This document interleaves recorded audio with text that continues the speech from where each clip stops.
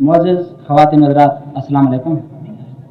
असां अॼु हिते सिंध जी नामयारी शख़्सियत मशहूर अदीब आलिम ऐं सहाफ़ी मौलाना दीन अहमद वफ़ाई मरहूम खे ख़राज अक़ीदत पेश करण लाइ गॾु थिया आहियूं। हाणे असां पंहिंजे प्रोग्राम जी शुरूआत कयूं था। हिन प्रोग्राम जा ॿ हिसा आहिनि। पहिरें हिसे में मशहूर आलिम अदीब ऐं सहाफ़ी मौलाना मरहूम जिन खे ख़राज अक़ीदत पेश कंदा ऐं ॿिए हिसे में आरफ़ान कलाम पेश कंदा। त हाणे असां पंहिंजे पहिरें हिसे जी शुरूआत कयूं था। आउं हाणे सोसाइटी जे नायब सदर जनाब आज़ाद जतोई जिन खे अर्ज़ु कंदुसि त उहे अची महिमान जी आज्ञा कनि। Azad Jatoi. Sindh cultural and educational welfare society Sindh जी ॼातल सुञातल सोसाइटी आहे जंहिंजूं कारगुज़ारियूं सिंध ऐं सिंधी अवाम लाइ आहिनि। साईं मुंहिंजा मज़कूर एसोसिएशन तमामु थोरे वक़्त में जंहिं नमूने पंहिंजूं कोशिशूं कयूं आहिनि उनजी तव्हांखे पूरी मालूमात आहे। असांजी एसोसिएशन जो मक़सदु कंहिं बि तरह क़ौम जी ख़िदमत करणु आहे। असां मुख़्तलिफ़ वक़्तनि ते फ़नकारनि सां शामिलु आहियूं, सिंधी मूसीक़ी जूं महफ़िलूं रचाइण, सिंधी अदीबनि, शाइरनि, सहाफ़िन ऐं अहल इल्म हज़रात खे ख़िराज तहसीन पेश करणु पंहिंजो फ़र्ज़ु था सम्झूं। उन जज़्बे तहत असांजी वॾी कोशिशि खॾे में हिकु सिंधी लाइब्रेरी क़ाइमु करणु आहे जंहिंजो संग बुनियाद बर्पा थी चुको आहे, फर्नीचर वग़ैरह मुहैया थी रहियो आहे, जॾहिं त किताबनि लाइ अहल इल्म ऐं मुख़िर हज़रात खे गुज़ारिश कई वई आहे। उन सिलसिले में साॻे मसइले खे हिकु दफ़ो वरी हिन महफ़िल में दोहिरायां थो, उमेद त असांजी मदद कई वेंदी। असां जल्द ई तइलीमी मैदान में अमली क़दम खणण वारा आहियूं। उन सिलसिले जी पहिरीं कई आल सिंध ॿार तहरीरी मुक़ाबिलो तहत चटाभेटीअ जो प्रोग्राम मुरतब करे रहिया आहियूं, जंहिंमें कामयाब शागिर्दनि ऐं शागिर्दाननि खे कराचीअ में हिकु ॿारनि जो जश्न कोठाए इनाम ऐं वज़ीफ़े तौरु रक़म ॾिनी वेंदी। अदबी मैदान में असां मुख़्तलिफ़ अदीबनि ऐं शाइरनि जा किताब शाया करण ऐं हिकु सिलसिलेवार मैगज़ीन क़ाइमु करणु घुरूं था। Sindh culture and educational welfare society जो अॼोको प्रोग्राम सिंध जे नामयार अदीब ऐं सहाफ़ी मौलाना दीन अहमद वफ़ाई जी 3वीं वरसीअ जे सिलसिले में थी रहियो आहे, जंहिं लाइ अॼोकी मजलिस में मुल्क जा नामयार मुक़रर ऐं मुअर्रिख़ शरीक थी रहिया आहिनि, जेकी तव्हांखे ब्रीफ कंदा। आख़िर में आउं प्रेस क्लब इंतिज़ामिया जे सरबराह जनाब अब्दुल हमीद छापरा, कारकुननि, ख़वातीन हज़रात ऐं मुअज़्ज़िज़ महिमाननि जो शुक्रगुज़ार आहियां जिन असांजी हिमत कई ऐं शरीक थिया। सभ खां पहिरीं आउं नौजवान अदीब ऐं मुहक़क़ जनाब डॉक्टर दुर्मन पठान खे गुज़ारिश कंदुसि त उहे अची मौलाना मरहूम जिन जे बाबति कुझु पंहिंजो ख़्याल वीचार कनि। डॉक्टर दुर्मन पठान साहब। मौलाना दीन अहमद वफ़ाई सिंध जे उन्हनि आङुरनि ते ॻणण जेतिरनि शख़्सियतुनि मां हिकु आहे, जंहिंजी शख़्सियत हिकु हुई लेकिन उन्हनि ज़िंदगीअ जे मुख़्तलिफ़ पहलुनि सां इंसाफ़ कयो। मौलाना दीन अहमद वफ़ाई हिकु सहाफ़ी बि हुयो, हिकु सियासतदान बि हुयो, आलिम बि हुयो ऐं अदीब बि हुयो, ऐं उन सां गॾोगॾु मौलाना हुअण जे हिस सां उन मज़हबी ख़िदमतूं बि सर अंजाम ॾिनियूं। जेकॾहिं असां संदसि ज़िंदगीअ जे हिकु हिकु पहलूअ खे खणंदासीं त घणो वक़्तु असांजो वठिजी वेंदो। उन करे आउं संदसि शख़्सियत जो ऐं संदसि किरदार जो मुख़्तसर हिकिड़ो ख़ाको चिटंदो। पहिरियों मौलाना दीन अहमद वफ़ाई हिकु मौलाना जे हिस सां या संदसि मज़हबी ख़िदमतूं। सिंध जे सियासी ऐं मज़हबी तारीख़ जो जॾहिं खां आगाज़ थिए थो तॾहिं खां सिंध में ॿिनि क़िस्मनि जा आलिम पैदा थिया आहिनि, जिन असांजी मज़हबी ख़िदमत बि कई आहे ऐं सियासी ख़िदमत बि कई आहे। जीअं चवंदा आहिनि त हथ जूं आङुरियूं बराबरि न थींदियूं आहिनि, अहिड़े नमूने सां असांजा आलिम हिकिड़ा मुहिब वतन बि हुया ऐं हिकिड़ा क़ौम जा हॾ ॾोखी बि हुया, ऐं हिकिड़नि आलिमनि पंहिंजे क़ौम जा लाह बि कढिया ऐं क़ौम ते ज़ुल्म बि कया ऐं क़ौम ते फ़तवा बि ॾिनियूं। मौलाना दीन अहमद वफ़ाई उन धड़े सां वास्तो रखे थो जिन पंहिंजे धरतीअ जी ऐं धरतीअ वारनि जी ख़िदमत कई। सिंध में आलिमनि जो सियासत में वॾो हिसो रहियो आहे। असां जेकॾहिं परे न वञूं त काज़ी काज़न खां वठी वेंदे मौलाना दीन अहमद वफ़ाई ताईं केतिरा नाला ॻणाए सघनि था जिन सिंध जे सियासत ते जेके असरअंदाज़ थिया आहिनि ऐं जिन जे यानी शख़्सियत ऐं किरदार सिंध जे सियासत में रंग भरिया। मौलाना दीन अहमद वफ़ाई जॾहिं सियासत जे मैदान में आयो या जॾहिं अमल जे मैदान में आयो तॾहिं सिंध ते फिरंगी राज हो, अंग्रेज़नि जी हुकुमरानी हुई ऐं धारियुनि जे हुकुमरानीअ में सिंध जो समाज, सिंध जी सियासत ऐं सिंध जो मज़हब बिल्कुलु बदिलजी चुको हो। उहो मुल्क जेको 1943 में 3 गादियुनि वारो मुल्क हूंदो हो, उहो नेपियर जे अचण खां पोइ पंहिंजी हैसियत विञाए हिकिड़ो सूबो बणिजी पियो ऐं नेपियर जॾहिं वियो 4 सालनि खां पोइ त उन मुल्क जेको पहिरियों मुल्क हुओ उहो सूबो बणियो ऐं उनजी सूबाई हैसियत ख़तमु थी वई ऐं उनखे बम्बे परगिणे सां मिलायो वियो ऐं हिकिड़े यानी परगिणे जी हैसियत उन जी न रही। मौलाना दीन मोहम्मद वफ़ाई जो ज़मानो हिकिड़ो ॻरो ज़मानो हो जिन में असांजे आलिमनि अदीबनि सियासतदाननि मुहक़िक़नि ऐं मुफ़क्किरनि गॾिजी तहरीकूं हलायूं। हाणे तहरीकूं उनखे असां जीअं मौलाना जे शख़्सियत आहे आलिम जे हैसियत सां सियासतदान जे हैसियत सां अदीब जे हैसियत सां त उहे ईअं सोचियो त उन दौर जूं मज़बूत तहरीकूं हुयूं जेके मज़हबी उलमा हुया जेके सियासतदान हुया जेके सहाफ़ी हुया जेके आलिम ऐं अदीब हुआ उन्हनि गॾिजी तहरीकूं हलायूं ऐं हिकिड़ो उन दौर जी इहा ख़ुशूसियत आहे त हिकिड़ो माण्हू जेको आलिम बि हो उहो अदीब हुयो उहो सियासतदान बि हो उहो सहाफ़ी बि हुयो त मौलाना जी शख़्सियत उन रंग जे रूप में जेका आहे असांखे रंगील नज़र अचे थी। मौलाना साहब तक़रीबन जॾहिं मैदान में आयो उन वक़्तु सिंध में मज़हबी जमायतूं हुयूं कुझु उनमें अंजुमन ज़ियाल इस्लाम हुई कराची में उनजो मर्कज़ हूंदो तक़रीबन 1910 में उहा क़ाइमु थी। अंजुमन नज़र इस्लाम हुई अंजुमन इस्लाम अहबाब वतन हुई इहे 3-4 अंजुमन हुयूं जेके सिंध जूं मज़हबी ख़िदमतूं सर अंजाम ॾींदियूं हुयूं। यानी उन्हनि जा मर्कज़ महदूद हूंदा कंहिंजो सखर में हूंदो हो त कंहिंजो कराची में हूंदो हो ऐं का बि जमायत अहिड़ी कान हुई जेके सिंध जे सतह ते कमु करे सघे। मौलाना साहब जॾहिं मैदान में आयो तॾहिं अंग्रेज़नि सिंध जे समाज में इस्लाम जे नाले ते त न चइजे पर मज़हब जे नाले ते एतिरो त विगोड़ पैदा करे छॾियो जो शुद्धि ऐं संगठन जूं तहरीकूं बर्पा थी चुकियूं हुयूं। हिते नथूराम जो वाक़ियो थियो ऐं इन जो आगाज़ ख़ुदि अंग्रेज़नि जे तरफ़ां थियो। ईसाई लेखकनि ऐं ईसाई आलिमनि सिंध जे मुस्लमाननि तोड़े हिंदुनि जे ख़िलाफ़ु किताब लिखिया ऐं ईअं असां वटि मज़हबी कटरपण जो जेको सो मैदान हमवार थियो ऐं पोइ ईअं थियो त दुश्मन विचां निकिरी विया ऐं हिते लड़ाई अचे हिंदुनि ऐं मुस्लमाननि जी लॻी। हिंदू मुस्लमान जे ख़िलाफ़ु लिखंदा हुआ ऐं मुस्लमान हिंदुनि जे ख़िलाफ़ु लिखंदा हुआ। त इहे नथूराम जे वाक़े ताईं जेके बि वाक़िया थिया त असांजे मौलाना दीन मोहम्मद वफ़ाई उन्हनि में जेको सो भरपूर हिसो वरितो ऐं संदसि मज़हबी ख़िदमतुनि जो जेकॾहिं असां वेही ठाहींदासीं उनखे जाचींदासीं त उहे 2 रुख जूं हूंदियूं। मौलाना दीन मोहम्मद वफ़ाई जी मज़हबी ख़िदमत जी पहिरीं ख़ुशूसियत इहा हुई त हुन पंहिंजे मुआशिरे मां बिदत या ॿिए क़िस्म जूं जेके ग़लति रीतियूं ऐं रस्मूं उन्हनि जे ख़िलाफ़ु जिहाद कयो ऐं जंग जोटिरी। ऐं ॿी ख़ुशूसियत संदनि इहा आई त जेके इस्लाम ते हमला थींदा पोइ हिंदुनि जे तरफ़ां थियनि उहे अंग्रेज़नि जे तरफ़ां थियनि या ॿियनि तरफ़ां थियनि उन्हनि जो मुंहुं तोड़ जवाबु ॾींदो हो। इहे मौलाना दीन मोहम्मद वफ़ाई जूं ठेठि मज़हबी ख़िदमतूं हुयूं।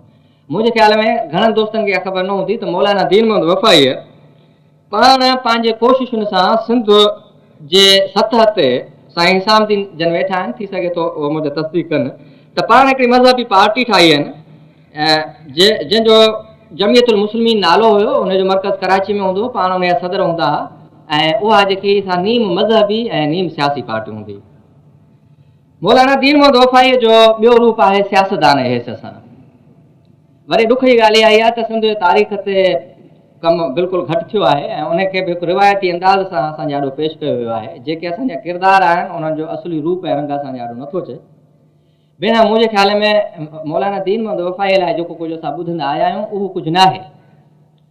मां इहो त मञा थो मौलाना दीन मोहम्मद वफ़ाई पंहिंजे दौर जो बाग़ी इंसान हो उन्हनि वतन जी आज़ादीअ लाइ भरपूर हिसो वरितो पर संदसि उन किरदार खे ॾिसण लाइ जेकॾहिं असां संदसि तसनीफ़ूं ॾिसूं या उन दौर खे जेकॾहिं नज़र में रखंदासीं त सॼी ॻाल्हि असांजे आॾो जेके असां वाज़े थी पवंदी।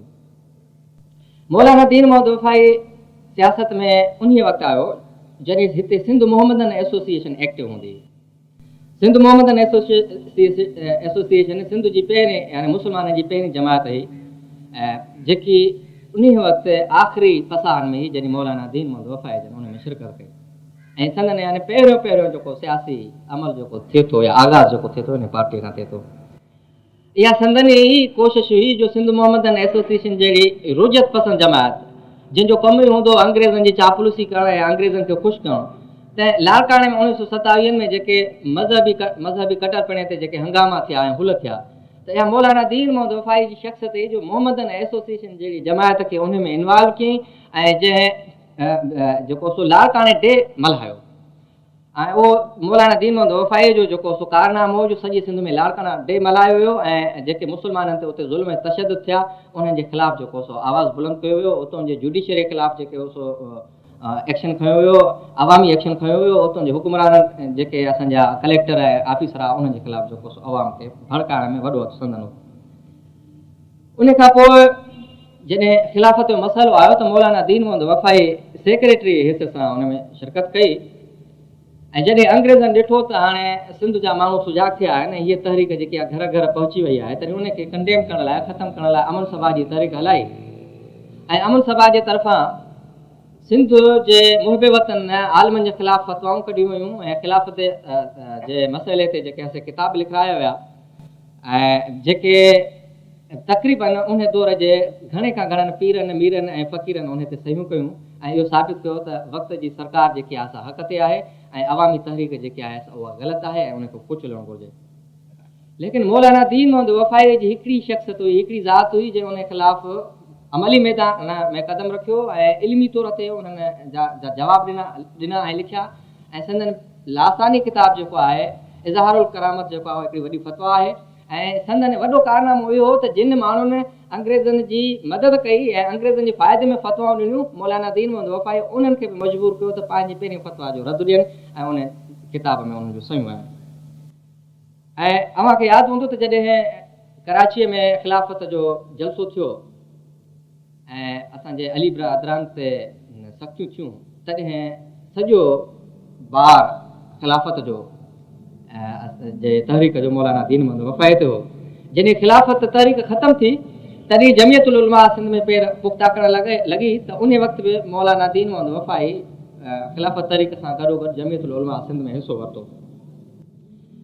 उन खां बाद सिंध में जेके असां बम्बई खां अलहदगी तहरीक हली मौलाना दीन मोहम्मद वफ़ाई खे असां उन में बि ॾिसूं था ऐं उन तहरीक में सभ खां आगरो हुयो ऐं पोइ हिकिड़ो तारीख़ खे नओं मोड़ अचे थो। 1930 ताईं सिंध जी सियासत या ईअं सोचियो त सॼी हिंद जी सियासत जेकी सा थधी थी चुकी हुई। अलाए छो तारीख़ जो साबित करे चुकी आहे त सिंध या हिंद जे आलमनि जेके तहरीकूं हलायूं आहिनि उन्हनि अवाम खे मुआशिरे खे मज़हबी जुनून ऐं मज़हबी जज़्बो त ॾिनो आहे पर उन्हनि खे राह ॾेई न सघिया। ऐं ईअं थियो जॾहिं इहे तहरीकूं हलियूं ख़िलाफ़त तहरीक हली, हिजरत तहरीक हली, तरक़ी मवाला जूं तहरीकूं हलियूं, अवाम में जॾहिं हिकिड़ो जज़्बो जोश पैदा थियो ऐं कमाल अतातुर्क जॾहिं ख़िलाफ़त खे एबॉलिश करे छॾियो त ईअं लॻो ॼणो असांजे आलमनि खे उन्हनि जेको सो एबॉलिश करे छॾियो। आलम जेके आहे सो पंहिंजनि मकतबनि ऐं मदरसनि में वापसि थी विया ऐं मोटी विया ऐं सियासत ते निराशाई ऐं हिकिड़ी मायूसी छाइजी वई ऐं इहे बिल्कुलु अहिड़े नमूने सां जॾहिं इहो कचो माल तयारु थियो ऐं जॾहिं माण्हू ज़हनी तौर ते मज़हब सां वाबस्ता थी चुका हुया, जॾहिं मज़हबी जुनून हुयो, मज़हबी जोश हुयो, तॾहिं 1930 में असांजे अलामा इक़बाल पाकिस्तान जे नामवर शाइर पाकिस्तान जो तस्वर पेश कयो ऐं मूंखे ईअं लॻंदो आहे त सिलसिले जूं कड़ियूं ईअं मिलंदियूं थियूं अचनि त हिकिड़े ज़हन तयारु कयो ऐं जॾहिं उहे थकिजी पिया त असांजे सियासतदाननि उनखे नओं मोड़ ॾिनो ऐं इहो ई पोइ बुनियादु बणियो पाकिस्तान जे यानी वजूद जो, पाकिस्तान जे क़ाइमु थियण जो। जॾहिं असांजा आलिम थधा थी विया तॾहिं बि असां मौलाना दीन मोहम्मद वफ़ाई खे ॾिसूं था त उहो सरगर्म में अमल रहियो।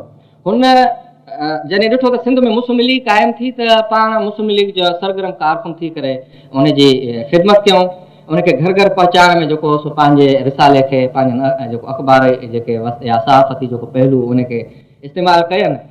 पर असां ॾिसूं था त मौलाना दीन मोहम्मद वफ़ाई जंहिं सॼी उमिरि पीरनि सां मीरनि सां ऐं अमीरनि सां गॾिजी कमु कयो त सॼी ज़िंदगी उन्हनि जे ख़िलाफ़ु कमु कयईं। यानी सिंध जी उहा शख़्सियत आहे जंहिं पीरनि ऐं मीरनि सां ज़िंदगियूं त गुज़ारियूं, पीरनि ऐं मीरनि ऐं वॾनि माण्हुनि जे औलाद खे त पढ़ायो पर सॼी उमिरि जेको सो उन्हनि जे ख़िलाफ़ु कमु कयईं ऐं उहो सियासत जे मैदान में, उहो अदब जे मैदान में या सहाफ़त जे मैदान में। जॾहिं ऐं मुस्लिम लीग सिंध में वॾेरा शाही पणिजी वई, जॾहिं मुस्लिम लीग जो वजूद जेको सो ईअं हिकिड़े यानी उहो बदिलिजी वियो ऐं असांजे कमरनि जी सियासत में जेके असां कन्वर्ट थियण लॻी तॾहिं मौलाना दीन मोहम्मद वफ़ाई जेको सो मुस्लिम लीग वॾेरकी मुस्लिम लीग जे ख़िलाफ़ु जेको सो हिकिड़ो झंडो खयो हथ में ऐं जेकॾहिं संदसि तोहीद में छपियल एडिटोर अॼु किताबी सूरत में शाया थियनि त मुंहिंजे ख़्याल में अॼु जा चङा भला जेके मुहिब वतन आहिनि ऐं अॼु जा चङा भला जेके वॾी सोच ऐं शूर रखंदड़ आहिनि उन्हनि खां धुरिड़ियूं निकिरी वेंदियूं त एॾो बाग़ी ऐं एॾो बेबाक इंसान बि थी सघे थो ऐं एॾो खुली तरह सां लिखी सघे थो ऐं हुन एतिरे क़दुरु अॻिते वधी वियो आहे जो ईअं थो महसूसु थिए त अॼोकियूं जेके हालतूं आहिनि उहो उनखे या त ख्वाब में थी नज़र आयूं या उनखे जेको हिकिड़ो आइनो हो जो महसूसु कंदो हो त जेकॾहिं असां पाण न सुधारियोसीं ऐं जेकॾहिं असां में तब्दीली न आई त असांजो हशर जेको आहे सो कीअं कहिड़े नमूने सां थियणो आहे। अहिड़े नमूने सां असांजो मुस्लिम लीग सां वास्तो रहियो।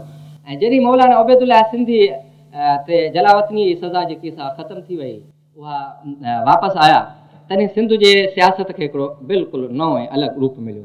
अॻ में हिते हिकिड़ो थोरो पैदा थी चुको हुयो सैद ग्रुप जे नाले सां जंहिं सिंध जे सियासत खे हिकु पंहिंजे नए मोड़ ॾियण जी कोशिशि कई, लेकिन मौलाना उबैदुल्लाह सिंधी उन बिल्कुलु हिकिड़े आलमाने अंदाज़ सां ऐं जेकॾहिं मां उनखे अॼोके इन्हनि लफ़्ज़नि में इस्लामी सोशलिज़म चवां त को बि वधा न थींदो, हुन इहो नज़रियो ॾिनो ऐं सिंध सागर पार्टी जेकी क़ाइमु कई वई उन जा बुनियादी मता या उसूल इहे रखिया विया त हिंदुस्तान में विरहाङो जेको आहे सो लिसानी बुनियादुनि ते थियणु घुरिजे ऐं न कि मज़हबी बुनियादुनि ते। यानी उन पार्टीअ जो जेको लाहे अमल हो उहो इश्तराकियत ॾे तमामु जेकॾहिं चइजेसि त यानी इस्लामी सोशलिज़म ॾे घणो रागबो त उहो असां जेको आहे सो उहो ठीकु हुयो।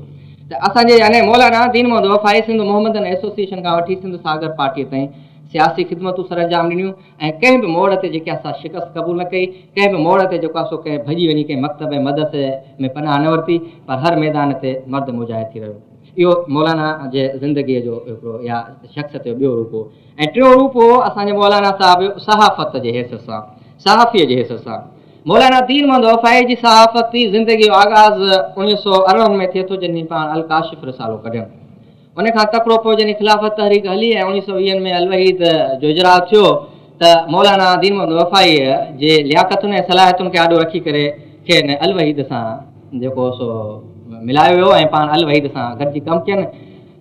ऐं जेकॾहिं मां हिन दौर जे सहाफ़त ते त को इल्ज़ाम नथो हणां, पर जेकॾहिं मां पंहिंजे माज़ी जे सहाफ़त खे ॾिसां थो त मौलाना दीन मोहम्मद वफ़ाई सिंध जो उहो पहिरियों माण्हू आहे जंहिं सहाफ़त खे as a institution journalism as a institution हुन जेको हिकिड़ी नई थ्योरी ॾिनी ऐं उहो कॾहिं बि सहाफ़त खे पंहिंजे शख़्सी मफ़ादनि या कंहिं वॾेर के मफ़ाद या गिरोह जे लाइ कॾहिं इस्तेमालु न कयो।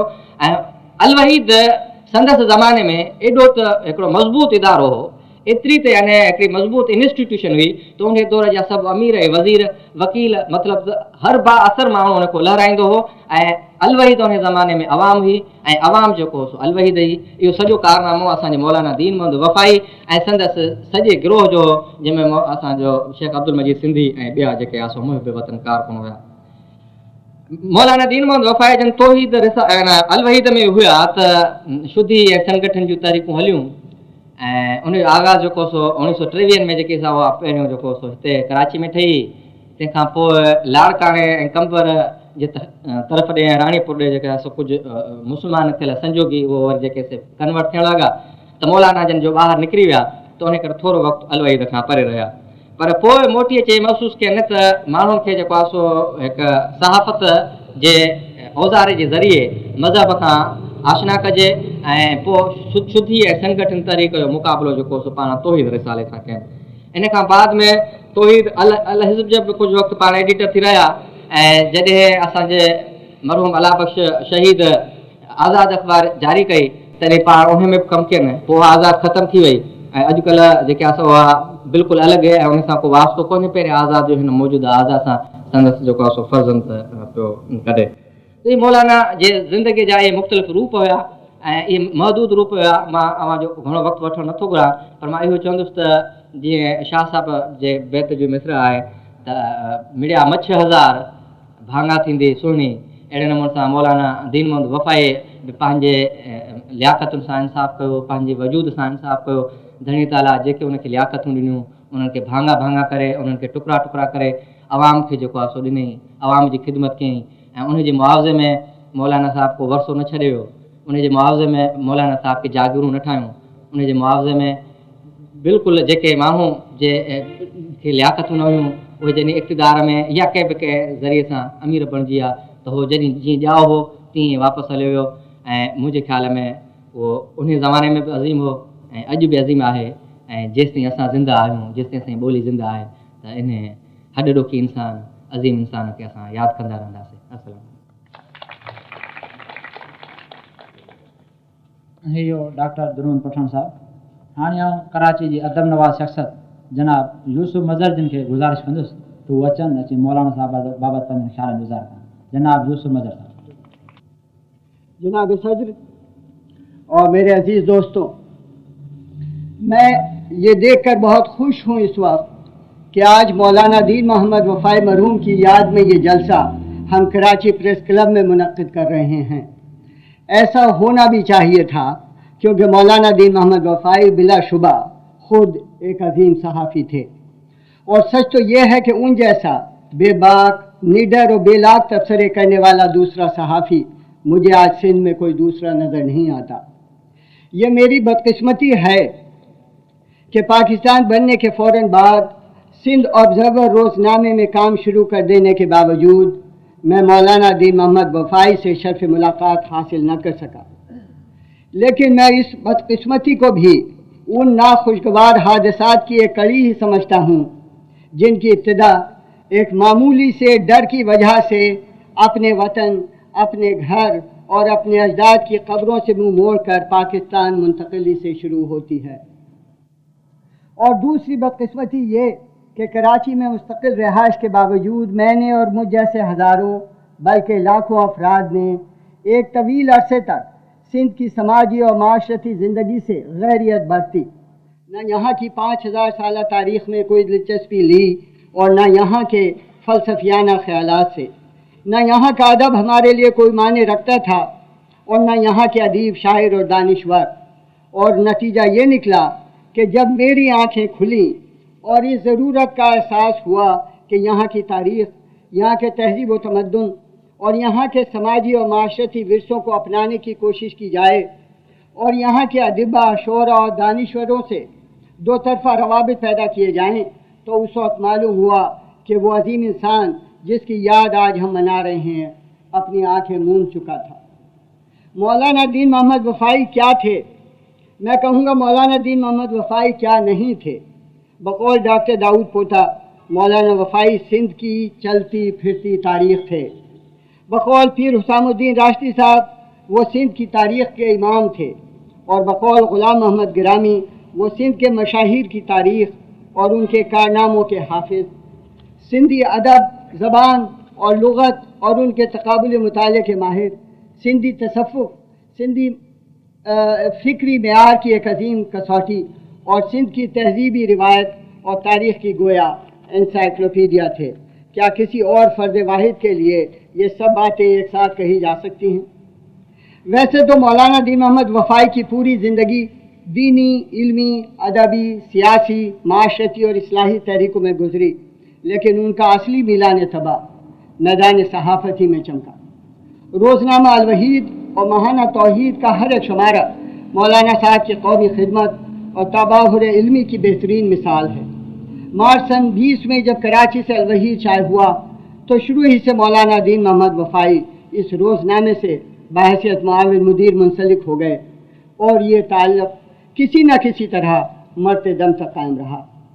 साथ ही उनका अपना माहवारी रिसाला तौहीद भी शाये होता रहा और एक तवील अरसे तक उनकी मसरूफियात का यह आलम रहा कि एक तरफ अल-वहीद के लिए सियासी ख़बरों पर इदारिया लिखा जा रहा है तो दूसरी तरफ तौहीद के लिए इल्मी, अदबी, दीनी या तारीख़ी मज़ामीन लिखे जा रहे हैं। काश के तौहीद में शाये हुए तमाम मज़ामीन को यकजा करके किताबी शक्ल में शाये कर दिया जाए। और यहाँ मैं ये कहे बगैर नहीं रह सकता कि कुदरत की सितम ज़रीफ़ी देखिए कि अल-वहीद जो सन 1920 से 47 तक सिंध की कामूरा शाही और बिग बिज़नेस की मुखालफत के बावजूद सिंध की मुस्लिम अवामी तहरीक का नक़ीब रहा और कोई लालच या दबाव उसकी आवाज़ को कुचल नहीं सका। वाए अफसोस कि पाकिस्तान बनने के बाद सिर्फ 3 साल के अरसे में हुकूमत वक्त ने एक इदारिया लिखने की पादाश में उसका गला हमेशा के लिए घोट कर रख दिया और उसकी मौत पर रोने वाला भी कोई नहीं था, इसलिए कि उस वक्त भी सिंध की फ्यूडल लीडरशिप हुकूमती बंदरबाट में अपना हिस्सा लेने के लिए गुफ्त व शुनीद में मसरूफ़ थी। शायद आप में से बहुत लोगों को मालूम ना हो कि अल-वहीद में वो इदारिया सिंध से कराची के अलहदगी के मसले पर लिखा गया था और उस फ़र्द जुर्म पर शेख अब्दुल मजीद सिंधी पर, जो उस वक्त अल-वहीद के मुदीर आला थे, बगावत का मुकदमा एक अरसे तक चलता रहा। सच तो यह है कि हमारी सिंधी कौम, जिसमें आज मैं अपने आप को भी शामिल करने की जसारत कर रहा हूँ, बड़ी बदकिस्मत है और नाशुक्री भी। उसने अपने मोहसिनों के साथ शाद और नादिरी मुनासिब सलूक किया है। क्या आज मखदूम बिलाल और शाह इनायत को कोई जानता है, जिन्होंने अपने अपने वक्त के जालिम और सितम पेशा हाकिमों के खिलाफ अलम बगावत बुलंद किया और अपनी जान तक दे दी? क्या दरिया खान का नाम हमारे लिए कोई मायने रखता है? बस इसके कि GM सैयद साहब ने अपनी एक किताब को शहीद के नाम मानवन कर दिया। क्या हमने शाहनवाज भुट्टो, गुलाम हुसैन हिदायतुल्लाह को यकसर नहीं बुला दिया, जिनकी राउंड टेबल कॉन्फ्रेंस में पुरजोर वकालत ही के बाद अंग्रेजी हुकूमत सिंध को बम्बई से अलग करने पर तैयार हुई? क्या मौलाना उबैदुल्लाह सिंधी की सिंध में आज कोई यादगार मौजूद है? क्या यह हकीकत नहीं कि मरने से कुछ दिन पहले शेख अब्दुल मजीद सिंधी कराची में बकौल शख्स से खो गए थे और उन्हें पहचानने वाला भी कोई नहीं था और नतीजे में गुमशुदगी के कालम में उनका इश्तहार देना पड़ा था? अगर हम इन हालात में मौलाना दीन मोहम्मद वफ़ाई को भी भूल गए तो ताज्जुब की बात क्या है। भला हो उनके बेटे अली नवाज वफ़ाई का, जिनकी वजह से साल के साल ये महफिल बर्पा हो जाती है और हम कुछ लम्हों के लिए मौलाना वफ़ाई को याद कर लेते हैं। लेकिन क्या हम मौलाना दीन मोहम्मद वफ़ाई की एक मुकम्मल सवाने नहीं लिखवा सकते? क्या हम तौहीद में छपे हुए उनके मज़ामीन पर मुश्तमिल एक किताब शाये नहीं कर सकते? क्या कोई तालिब इल्म मौलाना की लाइफ और उनकी निगारिशात पर MA या PhD के लिए मकाला नहीं तैयार कर सकता? क्या हम उनके नाम पर कोई स्कॉलरशिप वगैरह शुरू नहीं कर सकते? क्या कराची की किसी सड़क का नाम उनके नाम पर नहीं रखा जा सकता? मौलाना दीन मोहम्मद वफ़ाई को सिंध के आफाकी शायर शाह अब्दुल लतीफ़ भटाई से वालियाना मोहब्बत थी, अक़ीदत थी। उनकी किताब शाहजी रिसाले जो मुताले के बारे में पीर हुसामुद्दीन राशिदी साहब ने सही लिखा है कि मौलाना वफ़ाई शाह के हम वतनों में पहले बुज़ुर्ग हैं जिन्होंने खालिसतन तारीख़ी और तमद्दुनी नुक़्ता निगाह से शाह के रिसाले का मुताला किया है। सोरले की किताब शाह अब्दुल लतीफ़ और भेट जो इस मौजू पर हर्फ आखिर का मुकाम रखती है, मौलाना की किताब के बहुत बाद शाये हुई है। मौलाना वफ़ाई ने अपनी किताब में न सिर्फ शाह के ज़माने के सिंध के सियासी हालात पर सैर हासिल बहस की है, बल्कि उस वक्त सिंधियों के रहन सहन, इक़्तिसादी हालत, मईशत और व्यापार, खेती बाड़ी, समाजी ज़िंदगी और रस्म व रिवाज, कबीले और ज़ातें, चरंद और परंद, बल्कि हर उस शय का जिक्र किया है जिसका ताल्लुक़ सिंध की धरती और उसकी तारीख़ और तमद्दुन से है। ये किताब लिखकर मौलाना वफ़ाई ने एक अजीम काम की इब्तिदा कर दी थी। काश कोई सिंधी दानिश्वर या ज़हीन और मेहनती तालिब इल्म इस काम को आगे बढ़ाए और वतन मल्लवानी की किताब Shah Abdul Latif his life and poetry, Mirza Qalich Beg के रिसाला और लुगात, डॉक्टर गुरबशानी की शायशुदा तीनों जिल्दों और मुकदमा और मौलाना वफ़ाई की हर दो कुतुब लुत्फ़ुल लतीफ़ और शाहजी रिसाले जो मुताले को सामने रखकर शाह के रिसाले की एक कॉम्प्रिहेंसिव इंडेक्स पर काम शुरू करे। इस काम के लिए बड़ी मेहनत, बड़ी अर्थरेजी और जवान खून की ज़रूरत होगी। मेरी नज़र में इस वक्त डॉक्टर दुर मोहम्मद पठान से ज़्यादा कोई शख्स इस काम के लिए मौजूद नहीं है और मैं उनसे मुअद्दबाना इल्तिमास करूँगा कि वह इस अजीम काम का बेड़ा उठाएँ। आने वाली नस्लें उस काम पर उन्हें दुआ खैर से याद करेंगी। हाणे आऊं साईं प्रोफेसर नवाज़ अली शौक़ साहब खे गुज़ारिश कंदुसि त उहो अची मौलाना साहब बाबति पंहिंजो ख़्याल में ज़ाहिर कनि। जनाब अली नवाज़ शौक़ साहब। मौलाना वफ़ाई साहब जी जेका वॾे में वॾी ख़िदमत मूंखे नज़र आई आहे उहा इहा आहे त असां वटि जेका पीर परस्ती ऐं क़बर परस्ती आहे उन जी पाड़ पटी वञे। उन असांजे मुआशिरे खे तमामु ख़राबु कयो आहे, असांजे मुआशिरे खे तमामु ग़लीज़ कयो आहे। उन असांखे सुस्त, काहिल, कमचोर बणायो आहे। ऐं मां हूअं त पीरनि जी करामत कोन मञींदो आहियां, पर इहा हिकिड़ी वॾी उनजी करामत मञां थो जो बिना कंहिं पूरे करण जे एॾी इज़त बि उन्हनि खे हासिलु आहे, एॾी कमाई बि उन्हनि खे हासिलु आहे, पैसो बि मिले थो पियो ऐं वॾी इज़त बि मिले थी पई। इहा वाक़ई वॾी करामत आहे। त मौलाना दीन मोहम्मद वफ़ाई साहब बाक़ाइदे उनजे ख़िलाफ़ु जिहाद कयो ऐं उहो जिहाद तमामु ज़रूरी आहे, न त असांजो मुआशिरो जेको आहे सो ख़ुशामदी मुआशिरो पैदा थींदो। जीअं हिकिड़ी ॻाल्हि तव्हां ॿुधी हूंदी त हिकिड़ो बादशाह सलामत पंहिंजे वज़ीर सां गॾिजी वञी रहियो, राति जो वॻड़ो गिदड़ उनाए रहिया, चई इहे छो था रड़ियूं कनि? चइसि हिन खे सर्दी थी लॻे। चए पोइ छा करे? चइनि खे कंबल ॾियारो। ख़ज़ाने मां पैसा मंज़ूर थी विया, हुन पैसा खाई छॾिया। कुझु ॾींहंनि खां पोइ वरी बादशाह सलामत जॾहिं वरी उते आयो, वरी सैर करे रहियो त गिदड़ उहे उनाइनि पिया। चए वरी छो था रड़ियूं कनि?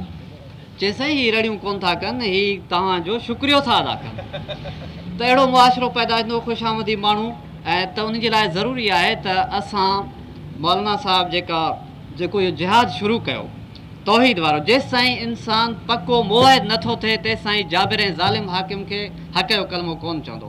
तव्हां ॾिसो जेके जेके वॾियूं हस्तियूं आहिनि, हुसैन अलैहिस्सलाम, इमाम जाफ़र सादिक, इमाम मालिक, इमाम शाफ़ी, इमाम अहमद बिन हम्बल, जेके वॾियूं शख़्सियतूं थियूं गुज़रियूं आहिनि, उन्हनि वक़्त जे जाबिर हाकिम जे आॾो तॾहिं हक़ जो कलमो चयो, छाकाणि त हू वॾा मुवाहिद हुआ। इन ॻाल्हि जी सख़्तु ज़रूरत आहे त असां पाण में तौहीद जो जज़्बो पैदा कयूं ऐं पीर परस्ती जेका आहे उन जी पाड़ पटियूं।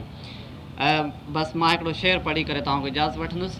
शेर आहे तारिक फ़क़ीर जो त मुरीदी ख़ादमी ॾन नज़र दावत आहे सभु दलबो, मुरीदी ख़ादमी ॾन नज़र दावत आहे सभु दलबो, फुरे मख़लूक ख़ालिक जी ख़ुदा वटि ख़्वार थियणो आहे।